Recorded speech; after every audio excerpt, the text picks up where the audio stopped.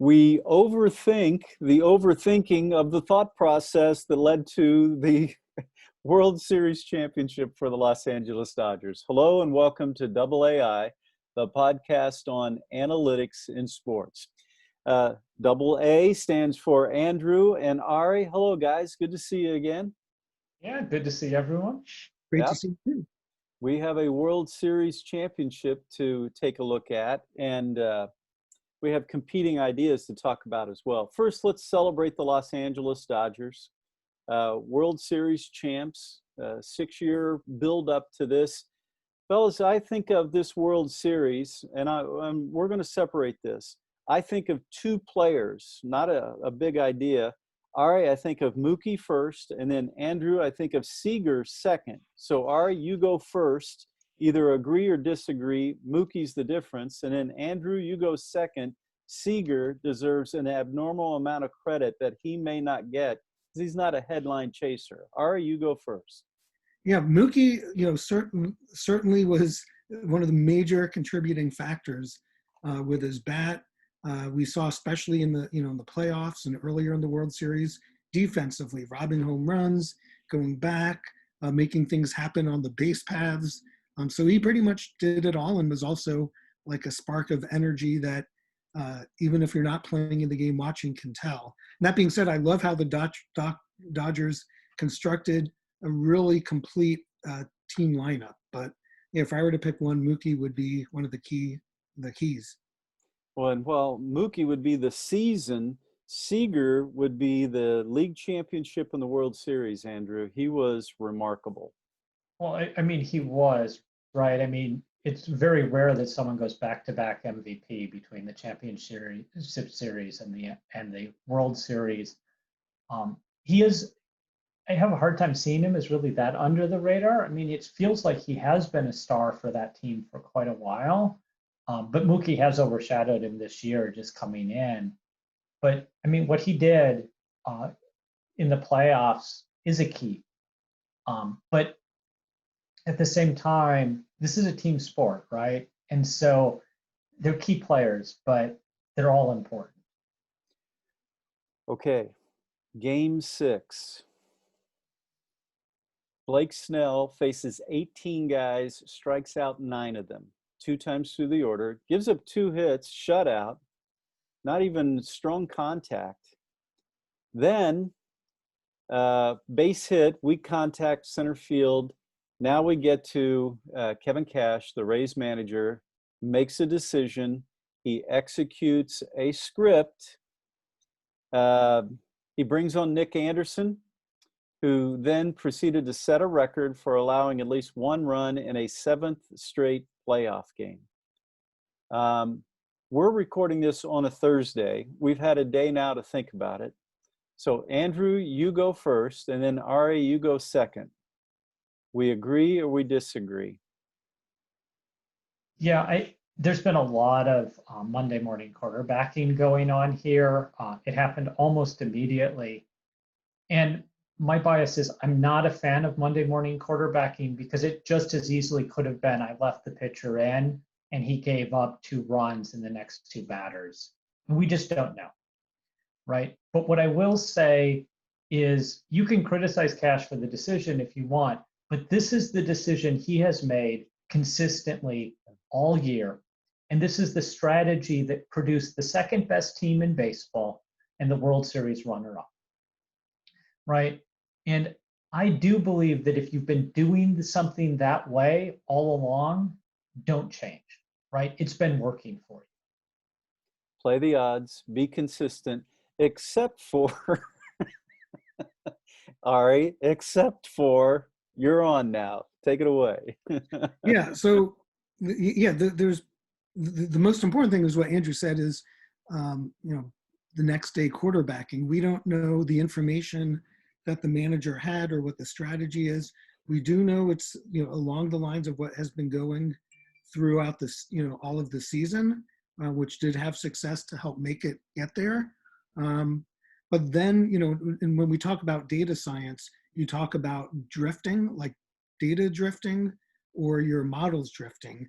And in this case, maybe during the season, Anderson was great, but I believe it was like the 6 games prior, he gave up 1 run in each of his last 6 games, only going 1 or 2 innings. So again, you don't know if that's good or bad or situational, but the numbers of the matchup of Mookie versus lefties versus righties was kind of like the opposite split. Getting better third time through the lineup, Mookie was not, and Snell was. So it's one of those things where you have a plan all year, and then as the game unfolds, especially in the World Series where you're not saving somebody for a future game, for whatever it was, Cash thought the situation of Anderson versus Mookie and that slice of time was better, but every scout and every analytics that I've seen doesn't support it. So not saying there's a reason, but it's without being in that seat, it's a head scratcher. Well, and we also, in hindsight, know that Anderson's velo had begun to dip consistently from the beginning of the last month. Well, really through this 60-game sprint, but over the last month, his velo had not been the same. Still, his pound in the zone with 96. It just didn't work out this one time. So, guys, one thought on one of the most fun, unpredictable, improbable plays of recent history, the last 25 years of baseball. That's the decisive play of Game 4. Brett Phillips pinch hit, drives in the run, the tying run, the winning run off of 2 Los Angeles Dodger errors. Ari, how will you remember that play? Rolling on the ground with my son in disbelief, screaming. It was amazing. People called it, Buckner and Kirk Gibson all in one. It was both the best play, the worst play. It was like 7 things to think of all at once. Probably 8 if you include a couple of the Rays players running into the kind of field of play as it was still ensuing, celebrating, hitting the umpire, the pitcher not backing it up just in case, whether that work would have helped or not. And then all the other obvious, a complete barrel roll, rounding third, everything else. But it was unbelievable.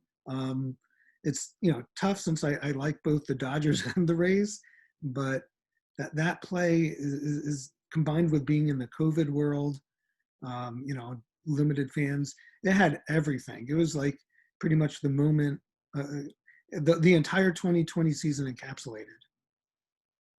Andrew? I think Ari just said it. It is 2020 encapsulated. It's not something I ever expected to see in a World Series game. It's not something I ever expected to see from the Dodgers team that has played this well, for not just this year, but for many years. But yeah, I think Ari summed it up beautifully. Guys, I laugh. I can give you my play-by-play. It was, that's going to fall. Oh, oh no, he's going to score. Wow. And what's funny is I saw someone tweeted almost the exact same thing. And I went back and I immediately watched it again. And that's all I could say is, that's going to fall. Oh no. But that's the beauty of it. That's why we love the game. The hard is what we love. I have a handful of coaches around the league that's what we tweet. The hard, it's so hard, and everybody was speeded up. The intensity of that moment, the pressure, the fun, and it just that's why we love it. The hard is why we love it. All right, guys, off season is officially underway, and Ari, it did not take long for one dramatic indicator to pop up about what we can expect this off season and between now and when we ever play baseball again. Yeah, probably the Colton Wong reference. It's start of players being able to opt out or teams being able to opt out, where they pay $1 million to save like $12.5 million, but basically one of their key players, not getting what in a normal season, would be a very, very good deal. And it's signaling to everybody, number one, we don't know how many games there will be played next year. But number two, ownership, losing money, You're going to see spiraling down of free agents, maybe signing of shorter 1-year contracts. But yeah, it's that was eye popping, and it's probably going to start a trend, around all 30 teams of lowering contract values. Yeah. The question is, and I'll just ask you, Andrew, directly. Andrew, do you think there will be spring training as on time and an opening day on time for big league teams only next year with 40 to 50% stadium capacity or better? Yeah, yes or no? I'd say no. I think they will start on time. I'd be surprised if they don't start on time. But attendance, just seeing what's been happening the last month, very unlikely, I think, at this point. And until we have a vaccine that's widely distributed. Yeah, that's fair. And then also another economic indicator, the commissioner has released some new standards for minor league stadium upgrades. Clubhouses have to be larger. They have to have a standard for cages and locker rooms, weight rooms, locker rooms for female staffers, improved lighting. And that's going to be interesting to see how that plays out. Now, I ask you that question, that leading question about big leagues, because we're not anticipating that the minor leagues are going to start on time. There could be substantial complication between now and then. All right, National Football League. The NFC West is dominating almost unlike any other time. You have to go back, let's see. NFC West, Seahawks 1 loss, Rams and Cards 2 losses, Niners 4-3, 3 losses. Their combined 70% winning percentage, second highest for a division through 7 weeks since the AFL-NFL merger. And that leads us into, there's only one team remaining that's undefeated. That's the big game this weekend. Steelers, undefeated, take on 1 loss. Baltimore, that's at Baltimore, game of the week on Sunday. Mike Tomlin, John Harbaugh, first pair of head coaches in the Super Bowl era to face off 25 times in the regular season. Harbaugh has a slight edge. It just shows the excellence of these two franchises. 13 wins, 11 losses, 2/3 of the games decided by 4 points or fewer. That includes 4 overtime games. And now, Andrew, let's go ahead and take a look at the odds and the over-under for this game on Sunday. Yeah, so Pittsburgh's the favorite, but again, very close, just 3.5 points. But it should be a fun game with an over-under 46.5. Okay. That'll be fun to watch. Let's just see what happens. I'm going to go with Pittsburgh to win and the Ravens to cover. I think they'll be within a field goal. Ari, let's move on to one thing. Andrew, you're up first. You're stealing Ari's thunder, talking about his Bears. What do you got on the Bears? Yeah, absolutely. I was afraid Ari won't talk about the Bears this week because they lost, unfortunately. I do say that as an NFC North supporter, I do like the Bears, so it's nothing against the Bears. What I really want to talk about is daily fantasy and $1 million turnaround. So there was this poor man who was in the DraftKings daily fantasy, and he had both the Bears and the Rams defenses in his daily fantasy. And the end of the game occurred with a Bears sack that put him over the top, first place in daily fantasy, $1 million pot. Unfortunately, shortly after the game, they changed the ruling. It was not a sack. It was a tackle for a loss. And he dropped out of the first place position and lost his $1 million. I mean, that's just heartbreaking. Oh, wow. That is. Ari, one thing about the NFL week. Yeah, just injuries to quarterbacks.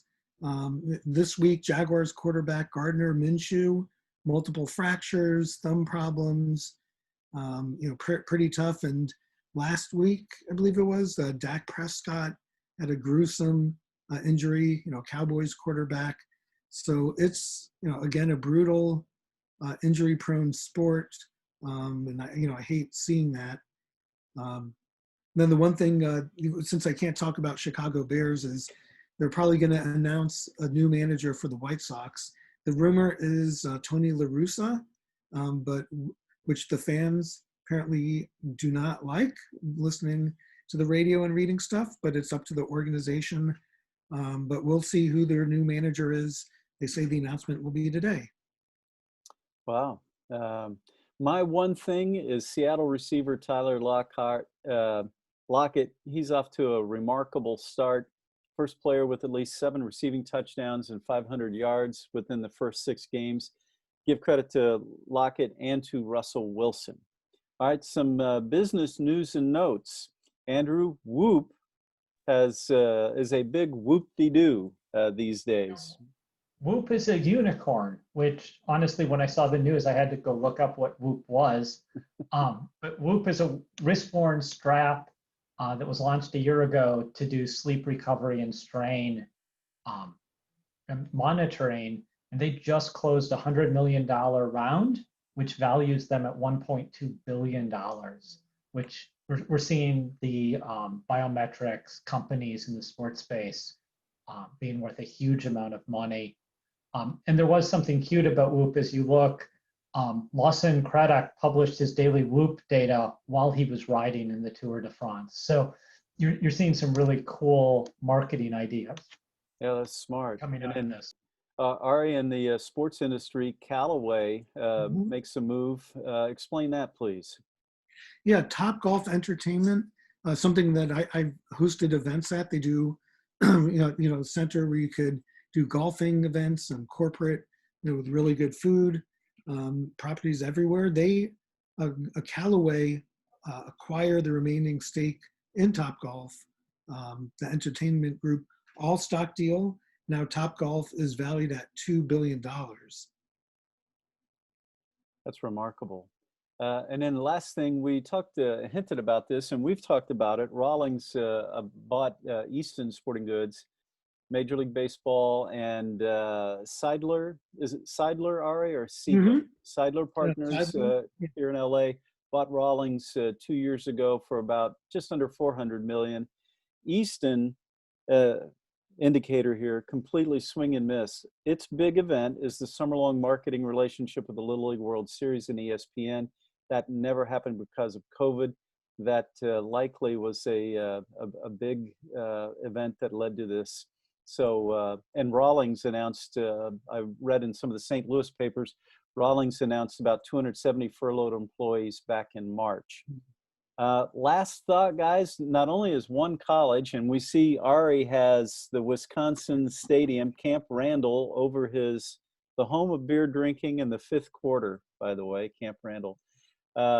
One school is completely cited, no sports at all. That's Bethune-Cookman. They're not going to play football, men's or women's basketball, you name it.